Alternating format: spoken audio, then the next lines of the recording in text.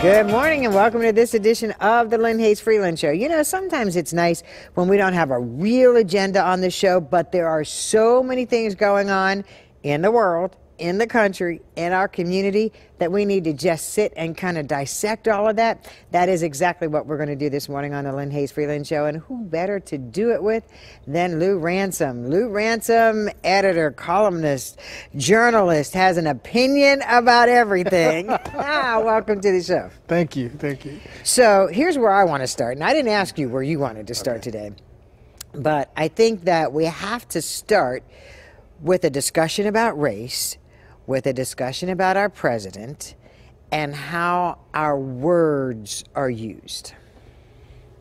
That's a lot. That's a whole show right there. Well, you know, having the discussion about the president is not necessarily a discussion about race. You don't have to have him in that to have that discussion. You can talk about how people are perceiving race and how people are dealing with race. Throughout the world, actually, because you see these movements in different countries where they don't want the open borders and they want to do the different kinds of immigration. So that conversation is being had everywhere. But when a U.S. president makes a statement, and I don't care which word he used, right? You know, but when you make a statement, say we don't want people from that continent to come here, not that particular country, but that continent, the entire African continent. That's Egypt, that's Morocco, that's, you know, I mean, that's South Africa, that's Nigeria, you know, the entire continent. That begs the question, say, well, okay, why are you choosing this entire continent, you know, and not individual countries?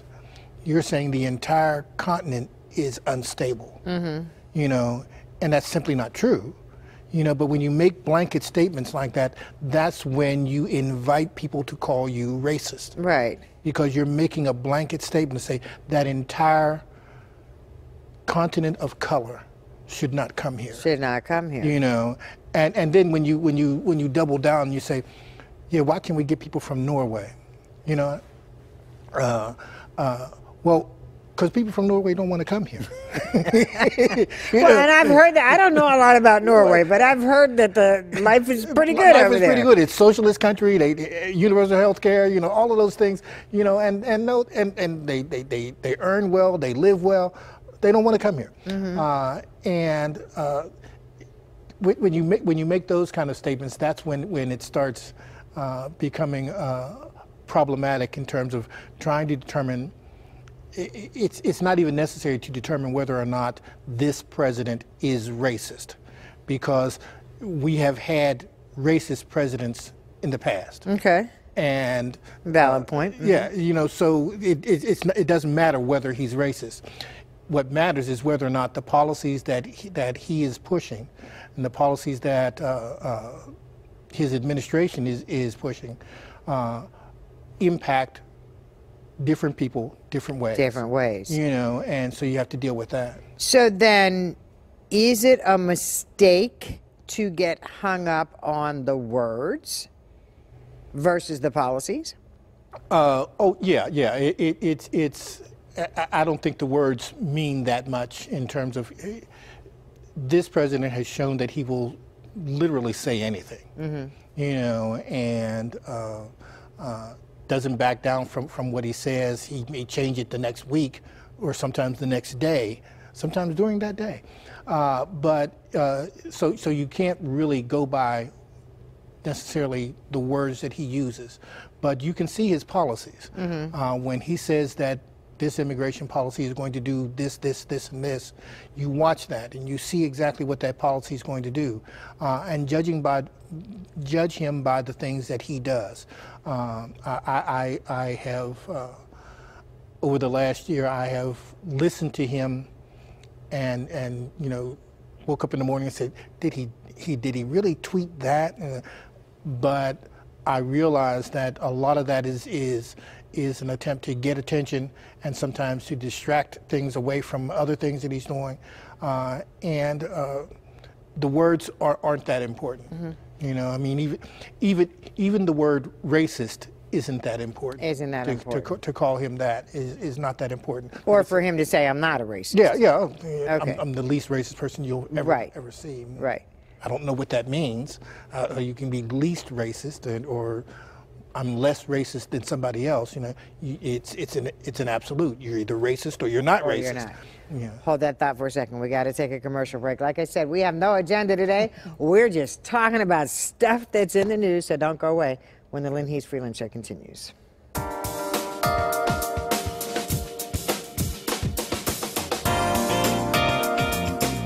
The Lynn Hayes Freeland Show is sponsored by Dollar Bank, providing mortgages for mothers with less than perfect credit.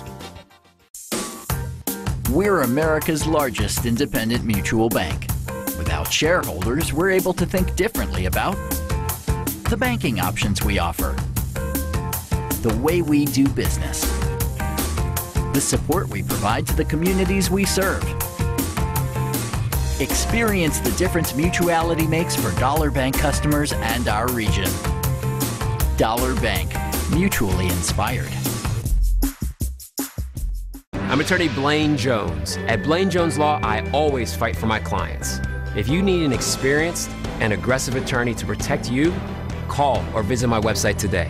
Trust in Blaine Jones Law.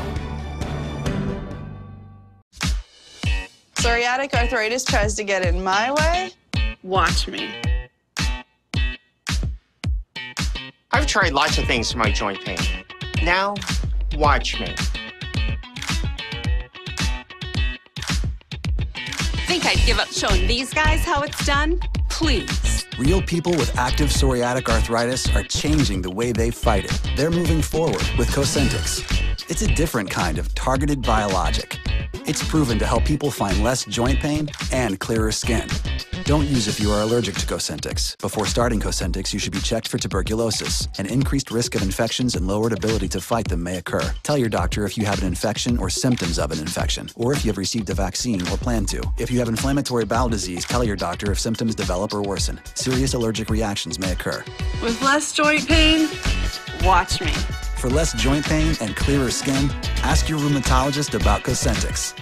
Watch IKEA Ideas Thursdays at 9 on Pittsburgh Today Live for entertaining and living tips for your home. It's the new year and time to put all of the chaos of the holidays behind. The IKEA experts show you how to clean up and organize closets, drawers, and other difficult spaces.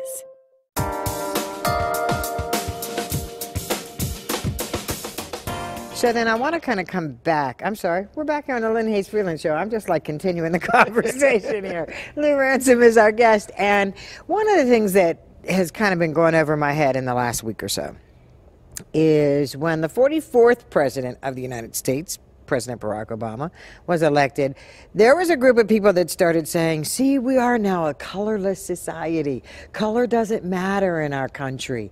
I took issue with that then when people said that, and I don't hear the other side of that now of people saying, see, color really does matter. Well, color really did matter.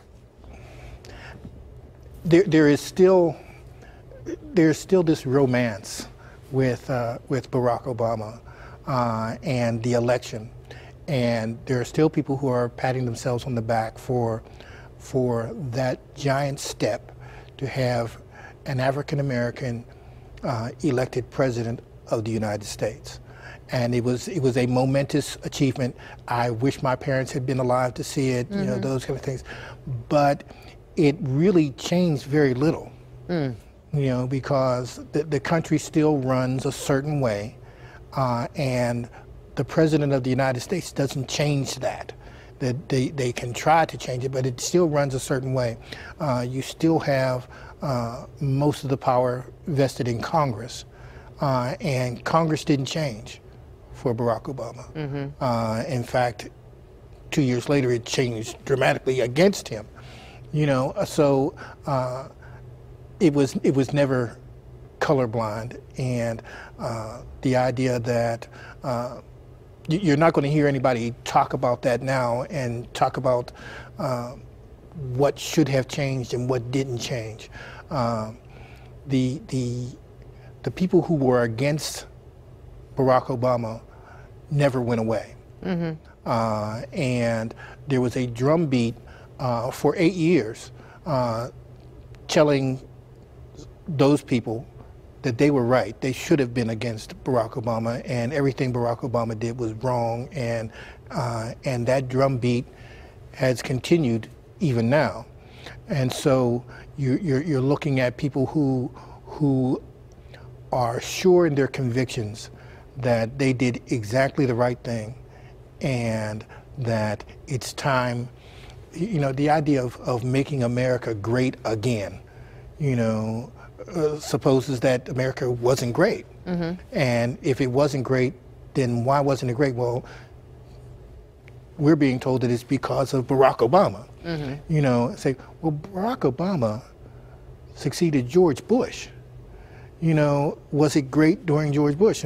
Now the revisionists say, well, no, it wasn't great then either. George Bush was bad.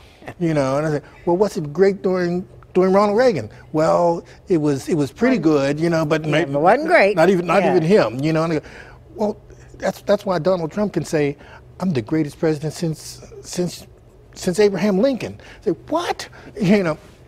Okay, you know, so but if you revise history that way, you can get away with saying almost anything, and that's what we've had. And the notion that we were colorless and colorblind and we were beyond color was always false. It was always a false narrative, and we saw it play out in 2016 in that election.